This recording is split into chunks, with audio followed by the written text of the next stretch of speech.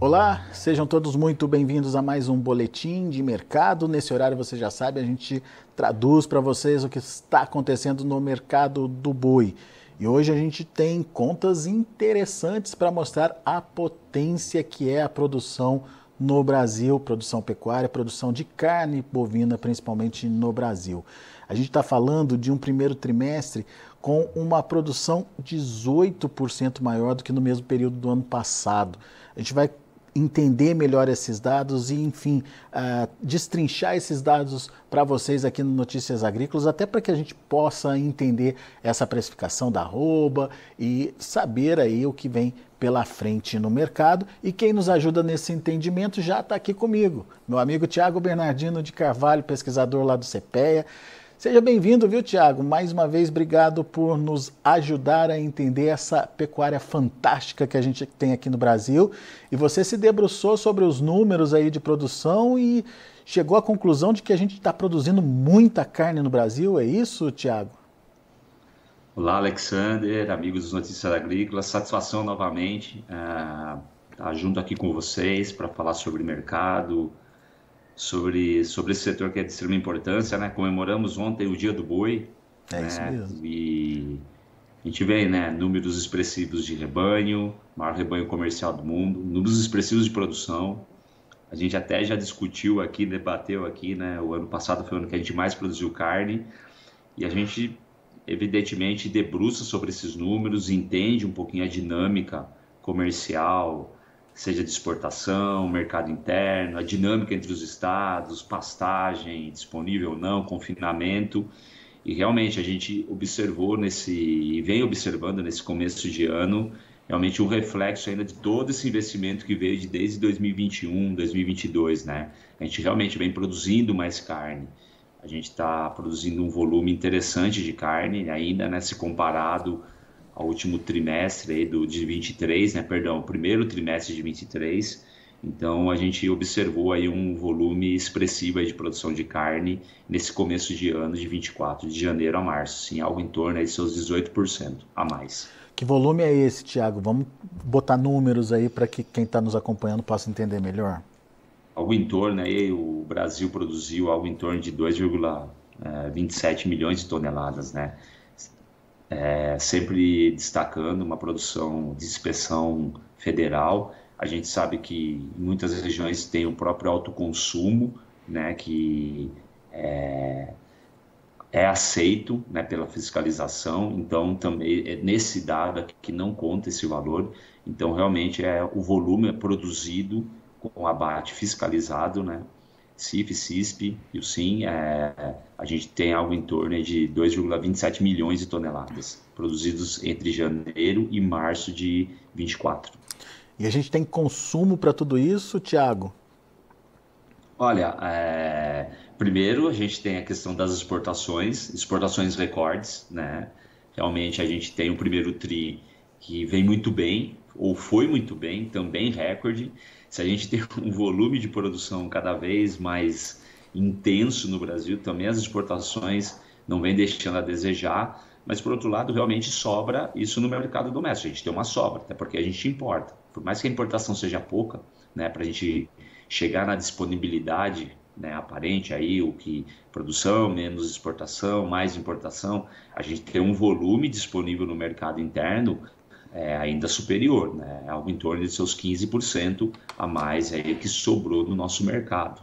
Se a gente comparar o primeiro TRI de 24 em relação ao primeiro TRI de 23. Então, ajuda até a entender um pouquinho a dinâmica da formação de preços, mas pensando no consumo, a gente tem que sempre lembrar toda a lógica do processo. Primeiro trimestre, o primeiro semestre, mais tranquilo, mais andando de lado esse consumo, dada a restrição de renda. Temos as outras proteínas, né? Frango, suíno, que tem um volume também de produção, que começa a entrar mais produção em março, principalmente frango. Então eu tenho uma competitividade maior. Mas realmente a gente tem carne disponível em termos relacionando 2 anos, um volume superior ao que foi registrado ano passado. E dessa carne que você contabiliza aí, vamos de novo fazer as contas. o volume total produzido, a gente está falando do primeiro TRI, para não confundir ninguém aqui, primeiro trimestre do ano. O que desse volume produzido, 2.270.000 toneladas aí de carne. Você tira a exportação e você inclui a importação. O que sobra é a carne disponível para o mercado interno, mas nem tudo é consumido, uma parte pode virar estoque, é isso, Thiago? Sim, perfeito. É importante destacar, né? O que sobra, a gente pode até fazer a relação per capita, né? Para a gente entender o quanto está disponível para cada brasileiro, mas não quer dizer que a gente consuma tudo isso. Eu posso fazer estoque, o frigorífico vai fazer estoque, o varejo pode fazer estoque, então isso daí vai ser trabalhado em termos de estratégia, em termos de precificação, né, comercialização com cada elo desse segmento. Então, o que a gente está calculando é o que está disponível para ser consumido. Não necessariamente será esse consumo efetivado naquele momento, naquele mês. E isso dá uma disponibilidade per capita de quantos quilos, Thiago? Você chegou a fazer essa conta? Chega a ficar um pouquinho acima, né, dos 30, 33 quilogramas, né? Mas isso vai variar de região para região, isso vai variar de entrega de carne. Por exemplo, eu posso ter até um estado que sobra mais carne ou não, que fica até mais disponível, mas eu posso vender essa carne para outro estado, então a gente pode diferenciar essa relação per capita aí de estado para estado, mas é algo em torno, aí, como eu mencionei, algo em torno acima de 30 quilos per capita habitante ano. Habitante mês. Ou seja, a gente tem aí uma disponibilidade interessante que nem sempre a gente dá conta de consumir, né, Thiago? E principalmente com os preços altos da carne nos últimos anos, esse potencial de consumo per capita caiu bastante, né? A gente veio recuperando nos últimos anos, mas ainda não chegamos no ponto ideal, né? O consumo per capita do brasileiro de carne bovina chegou aos seus 26 quilogramas, 25, 26, subiu sim um pouquinho nos últimos 2 anos, muito até pela redução de preço, competitividade com as outras carnes, chegando a seus 27, 28 quilogramas, mas ainda um pouco distante daqueles 34, 35, 36 quilogramas que a gente observava nas últimas décadas. Então, ainda há um espaço sim para o crescimento, desde que ocorra esse crescimento na renda do brasileiro. Mais emprego, mais renda, né, ou mais sobra de renda disponível, né, para o consumo de carne bovina, isso vai estimular o consumo interno. Bom, se a gente tem uma produção 18% maior, uma disponibilidade, que é essa conta que você mostrou aí para a gente, de 15% maior também, a gente começa a entender o que aconteceu com os preços da arroba também, né, Thiago? Thiago, tá me ouvindo? Parece que o Thiago não está ouvindo a gente. Bom, vamos fazer o seguinte. Vou fazer a conexão de novo com o Thiago. Vamos ver se ele consegue nos ouvir. Se não conseguir, eu vou para o intervalinho, a gente ajusta aí essa conexão e a gente retoma a nossa conversa com o Thiago, essa conversa que é muito importante, até para a gente entender a evolução aí dos preços. A gente já tem o Thiago de volta? Ainda não? Bom, vamos fazer o seguinte, vamos fazer um intervalinho rapidinho, é só o tempo da gente fazer essa conexão com o Thiago de novo e a gente volta trazendo as informações. Combinado?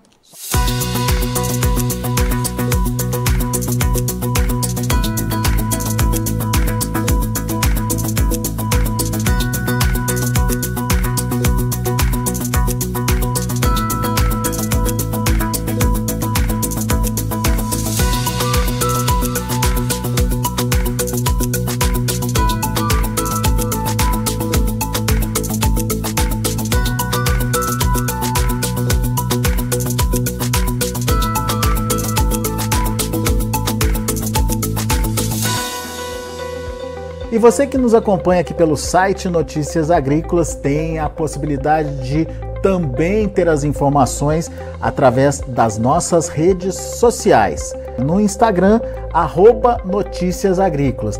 As notícias mais curtas, mais relevantes. Muito bem, conexão restabelecida com o Tiago Bernardino de Carvalho, pesquisador do CPEA, e eu perguntava o seguinte para o Tiago: a gente tem aí então, portanto, traduzido em números a produção de carne no Brasil no primeiro TRI, 18% maior, a gente tem aí a disponibilidade, que é essa continha que o Tiago explicou para a gente, de carne no Brasil no primeiro TRI, que é 15% maior que no mesmo período do ano passado. Só por aí dá para a gente entender e até justificar um pouco do comportamento dos preços da arroba, certo, Tiago? Perfeito. Se a gente analisar especificamente a sua fala final aí do preço, né, analisando de forma real o indicador do boi gordo, só para o ouvinte, aí, o telespectador que acompanha a gente estar ciente dos números, do ano passado, em média, no primeiro trimestre, por mais que teve todo aquele cenário da vaca louca típica, principalmente final de fevereiro e março, mas a arroba do boi gordo em média chegou a ficar cotada a R$ 273, R$ 274, enquanto que esse ano, o primeiro TRI, algo em torno de 239, 240. Então é um recuo próximo entre 12% e 13%, precisamente 12,62%, que é um pouquinho bem interessante quando a gente analisa, né, realmente o que sobra de carne. Por mais que a gente tenha uma exportação em ritmo mais acelerado, né, melhor do que até o ano passado, a gente tem preços menores pagos, né, pela China em média. Então isso também justifica, então eu tenho mais produção, eu tenho uma premiação menor, assim por diante, daí a gente tem uma pressão maior em cima da arroba do gordo, mas principalmente vinculado a uma oferta disponível maior. E olha que a exportação subiu bem também no primeiro trimestre, né? Sim, subiu bem. As exportações realmente vêm registrando números expressivos. Se a gente comparar tudo que a gente exportou esse primeiro TRI em relação ao primeiro TRI do ano passado, é 25% a mais, né? Então, o que justifica realmente essa pressão de preço, essa estagnação do preço da arroba entre 230 e 235, o próprio mercado futuro mostra aí 233, né, para esse mês aqui de fechamento, para o mês que vem, é muito devido a uma oferta maior no mercado doméstico e um consumo mais enfraquecido. Bom, Tiago, diante dessa perspectiva, ou diante desse comportamento, né, principalmente da oferta, o que a gente pode deduzir? Por que o boi se firmou nesse momento, então, e não caiu mais? Porque tinha potencial para cair mais, né? Sim, mas se a gente pensar, as exportações dão um equilíbrio, as exportações sim dão equilíbrio, mas sempre lembrando, as exportações nesse primeiro TRI representam algo em torno de 26%, ainda 75% ou 74% fica no mercado doméstico. Sem contar que eu tenho um pouquinho a mais de importação também, bem pouco, mas se comparado ao que a gente exporta, mas a gente tem. Então, a gente tem disponível no mercado mais do que a gente exporta. Por outro lado, então as exportações ajudam a entender por que não cai tanto. Do outro lado, a gente tem os pecuaristas, né, de forma geral, mais existentes nas vendas, tanto de macho, de fêmea para o abate, buscando naturalmente esse reajuste de preço. É natural a gente ver negócios acima dos 235, 240, 242, são negócios que vão saindo, seja por animais destinados às exportações, com um volume padrão, a questão da própria garantia de escala, a fidelidade junto com a própria indústria, ao contrário de um gado muito típico do mercado interno, apresentando uma liquidez bem menor. Então, o mercado ele busca esse ajuste. As exportações puxam de um lado, o mercado interno puxando um pouquinho do outro, por isso que ele vem permanecendo nesse patamar entre 230 e 235. Está sendo muito comum aqui internamente, né, a equipe do CPS se deparando com pecuaristas, muitas vezes saindo fora do mercado, aguardam de preços menores. Por outro lado, né, dado esse cenário aí de uma escala um pouco maior da indústria, pela essa oferta maior, então vai se buscando um ajuste, vai se buscando esse ponto de equilíbrio quando a gente vê que tem uma oferta maior no mercado. Muito bem. Agora, vamos levar em consideração então o que pode acontecer daqui para frente. As exportações, obviamente, elas podem continuar firmes, principalmente com esse apoio que o dólar deu aí nos últimos dias. Aí, isso pode manter esse bom nível aí das exportações. O problema, Tiago, é essa estratégia do produtor, do pecuarista nesse momento de retenção de animais. Ele está retendo porque tem pasto, né? Sim. Mas vem o período seco e a gente já confirmou isso com os próprios meteorologistas. Na faixa central do Brasil já reduziu e reduziu bastante o volume de chuvas previsto aí. Ou seja, será que a gente tem aí uma conjunção mais negativa daqui para frente para os preços? Vamos lá, vamos montar então o raciocínio aí, né? E a gente tem todo esse cenário que você mencionou. Nesse momento, as chuvas atrasaram, né? Então, de certa maneira, o pecuarista, ele não. Algumas regiões, de certa maneira, um pouquinho confortável em relação ao pasto, sim. Então, o manejo, né, dos animais, até mesmo na comercialização, tem uma ajuda, de certa maneira. Por outro lado, a gente tem as exportações que provavelmente abril, batemos o recorde de abril e podemos até bater recorde histórico mensal. Então, por um lado, de uma oferta mais restrita e do outro lado, as exportações, isso puxa um cenário mais interessante em termos de valorização. Por outro, como você bem disse, a gente já entra num período de uma menor luminosidade, né, o outono, menos chuva, sinalizando até um processo maior de seca, somado, né, no sentido de que eu entro no período de desmame, onde que essa vaca e esse bezerro, eles vão precisar de espaço na fazenda, né? Então vão ocupar espaço de outros animais. Então, mas o ritmo vai ser menor, porque teve uma menor a inseminação. Não, a gente está falando de inseminação de 22, nascimento 23, desmame agora. E a gente inseminou mais do que 20% das matrizes de corte ainda. Reduzimos em relação a 21, mas continuamos inseminando. Então, a gente tem ainda, tradicionalmente, o rebanho bovino descartando animais, porque eu preciso liberar espaço na fazenda. Então, por outro lado, se eu tenho um lado de exportação, uma condição de pasto nessa transição março, abril melhor, por outro lado, a gente já começa a ter esse cenário aí do desmame, do descarte de vaca, né, e a seca. Então, a seca ela pode impactar positivamente lá para frente pela falta de animal boi gordo, mas o pecuarista ele vai ter que tomar uma decisão do que ele vai fazer nesse período aqui na transição maio-junho. Daí alguém pode se perguntar, Tiago, mas a gente viu no primeiro trimestre um descarte muito intenso de fêmeas. Pode ter havido uma antecipação ou são momentos diferentes de descarte de fêmeas, Tiago? Pode ter havido um movimento de antecipação, até pela valorização, principalmente do animal mais jovem, da novilha, naquele período de dezembro, janeiro. Isso pode ter ocorrido, mas por outro lado, de novo, eu tinha animais adultos, né, vacas, fêmeas adultas com o bezerro praticamente no pé ainda. De novo, desmame agora. E esse atraso da chuva em janeiro fez com que há uma necessidade de trabalhar melhor esse conjunto aí, né, de animais. Então, pode sim ter havido determinada porcentagem do rebanho para isso, mas a gente ainda tem a lógica produtiva brasileira que deve fazer com que ainda apareça menos vaca do que o primeiro trimestre, mas ainda vacas de descarte sendo abatidas. Por exemplo, essa recuperação, mesmo que não seja uma recuperação plena dos bezerros, já pode ativar o modo retenção de vacas ou ainda é cedo, Tiago? O bezerro, realmente, se a gente olha as cotações, né, que a gente acompanha, ele deu uma melhoradinha, ele rompeu nos últimos dias a barreira, né, aí a gente vinha trabalhando aí com um cenário de bezerro um pouquinho mais ajustado, né, mas a gente vê que o bezerro realmente, ele ultrapassa a barreira dos 2,100, né, pensando no indicador da Exalc, Mato Grosso do Sul.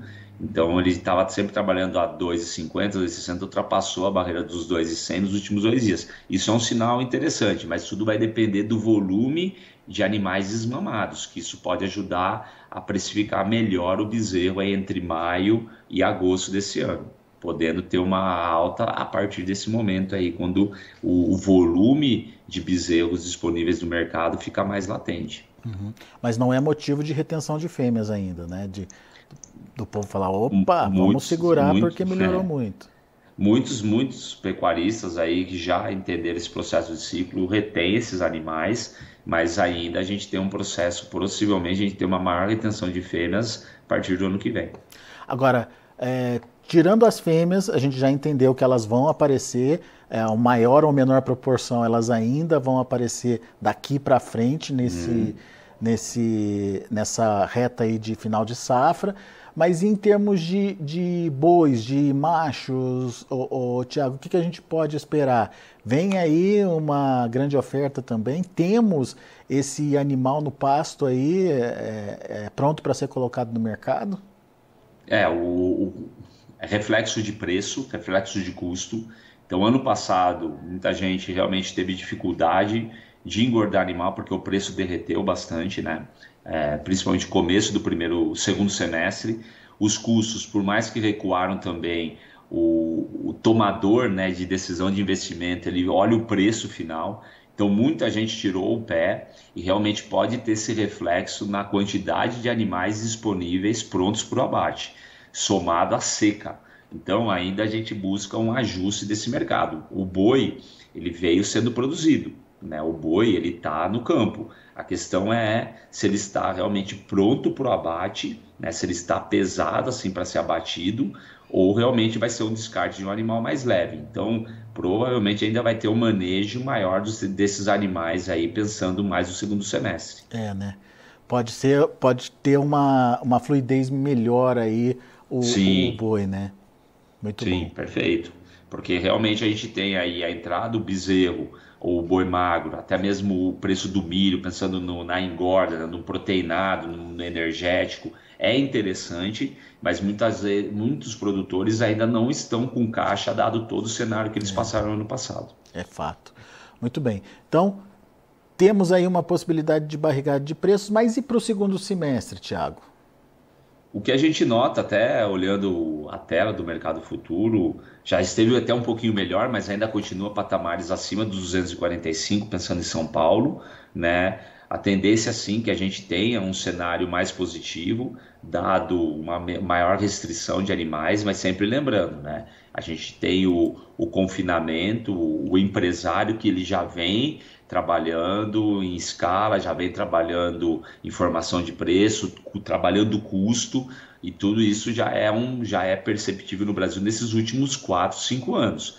Então, o pecuarista provavelmente vai encontrar preços mais interessantes no segundo semestre, mas é necessário que ele faça esse trabalho de casa, trabalhando o custo, para não deixar no último tempo para operacionalizar isso, sair para comprar um boi magro, um milho e realmente ter problema lá na frente no preço de venda. Então, a gestão da comercialização é muito importante. Compra do insumo e venda desse produto final. Mas a gente tem um cenário aí mais interessante para o pecuarista no segundo semestre. Boa. Temos as participações aqui, o Marcelo Lenk está dizendo o seguinte: exportação, por mais que esteja batendo recorde, nosso consumo interno ainda é muito grande. Causa de preço final para o consumidor versus a inflação. Enfim, ele tem razão, né, Tiago, quando diz que temos aí um mercadão e que precisamos de consumidor para absorver esse volume de Sim, carne, né? sim. Marcelo, obrigado pela participação. Ele tem razão. Eu acredito muito no segundo semestre. Assim, não que vai mudar da água para o vinho, lógico, é um processo estrutural no Brasil de crescimento consistente de renda, e até mesmo ele citou a inflação, isso é muito nítido, mas eu acredito que a gente possa ter uma melhora. Mas realmente, as exportações elas ajudam. Principalmente quando tem um player que precisa de carne e compra muita carne e paga melhor, daí a gente vai ter sobrepreço, mas em linhas gerais realmente a precificação se dá muito pela atuação do mercado interno brasileiro. Muito bem. O outro Marcelo, Marcelo Rocha, que também está sempre com a gente aqui, obrigado, viu, Marcelo, pela participação, fala o seguinte: a título de contribuição, o que tenho visto é o preço do frango baixando para o consumidor. havia muita procura por essa proteína e a oferta de carne bovina também estava aumentando. Mas até então, né, Tiago, a carne bovina estava competitiva. Agora, será que com o preço do frango baixando, essa competitividade justifica o consumo que a gente estava tendo? Olha, o Marcelo Rocha, né? Obrigado pela contribuição. Se a gente olhar, né, por exemplo, em termos de curiosidade, o frango em fevereiro chegou a cair 4%, enquanto que a carne bovina carcaça casada caiu 2%, o frango caiu 4% em fevereiro, né? Daí em março o boi ele cai mais 2%, o frango já melhora um pouquinho, 3%. Aí abril, que a carne deu uma estabilizada, depois de chegar a R$ 16, praticamente a carcaça casada, o frango caiu 1,5% aqui em abril. Então o frango está caindo 1,5%. É bem o que o Marcelo lhe relata, ele sente que o preço... Então o consumidor ele percebe isso, ainda mais na segunda quinzena do mês, como a gente sempre fala Pois é. aqui, né? Chegou aqui, o vale já acabou, as contas, tivemos que pagar todas as contas, aí o vale vai cair no último dia do mês, que é segunda-feira, terça-feira. Então, assim, o consumidor, ele trabalha 10 sobrando carne, ele precifica mais baixo todo o resto das proteínas. É. Enfim, vamos aguardar para ver as cenas dos próximos capítulos, mas por enquanto, né, Tiago, vamos aproveitar esse mercado firme aí, né? Vamos dar uma olhada, principalmente fazendo contas aí, se é importante ou não participar. Cada produtor tem a sua realidade, mas é um mercado firme que se justifica por conta de uma oferta mais restrita por parte do produtor, por conta de uma demanda muito boa de exportação, mas é um cenário que pode, principalmente no caso da primeira alegação aí, do primeiro... da primeira colocação, a retenção por parte dos produtores, pode ser fragilizado com o início do período seco. Enfim, fique atento às possibilidades, e o Tiago lembrou que o mercado futuro também está trazendo essa possibilidade, né, Tiago? Perfeito. A gente sempre fala esse termo aqui é de transição, mas a gente vem aí basicamente aí de 20 a 23, no começo do ano, com uma maior restrição de carne. E aí, obviamente, todo esse reflexo ao longo de 23 e o começo de 24, ele coloca uma oferta maior disponível. Então, é um mercado que ele ajusta a oferta no campo maior, agora com uma possibilidade de uma restrição maior, dado o preço e depois clima e as exportações também. Tudo isso traz um cenário mais em médio e longo prazo muito interessante para a pecuária, mas tem a necessidade da gestão, de olhar esse investimento e olhar sempre o mercado futuro, custo, fazendo uma comercialização mais efetiva. Boa. Muito bem. Tiago Bernardino de Carvalho, meu amigo, obrigado, viu, mais uma vez por estar aqui com a gente, traduzindo o mercado, trazendo números importantes que nos ajudam a entender principalmente essa dinâmica de precificação. Volte sempre, Tiago. Obrigado vocês, sempre bom estar aqui junto, discutindo o mercado, trazendo informação, e a gente está sempre disponível. Obrigado, um grande abraço a todos e bom trabalho. Valeu, até a próxima, Tiago. Tá aí, Tiago Bernardino de Carvalho, pesquisador do CPE, aqui com a gente, trazendo as informações do mercado do boi gordo. Imagina uma produção 18% maior de carne no primeiro semestre, no primeiro trimestre, uma disponibilidade interna de 15% a mais de carne também nesse mesmo período, comparando com o ano anterior. Como é que a gente não vai ter uma pressão nos preços da arroba, né? Essa é a justificativa. A gente está conseguindo manter aí pelo menos os atuais patamares, graças à boa demanda de exportação e graças a você, produtor, que tem aprendido aí a fazer a sua comercialização de forma compassada, aproveitado os bons momentos aí de produção e de pastos, né, de formação de pastagem que consegue alongar mais o ciclo, evita aquela pressão concentrada de animais. Isso tem dado um suporte para os preços. Mas fique atento a uma possibilidade de queda aí nas cotações no curto prazo, principalmente por conta de finalzinho de safra chegando.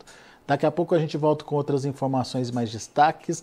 Antes, deixa eu passar para você, já estava me esquecendo, deixa eu passar como é que estão os negócios lá na B3 Mercado Futuro. Daí sim a gente se despede. Vamos lá.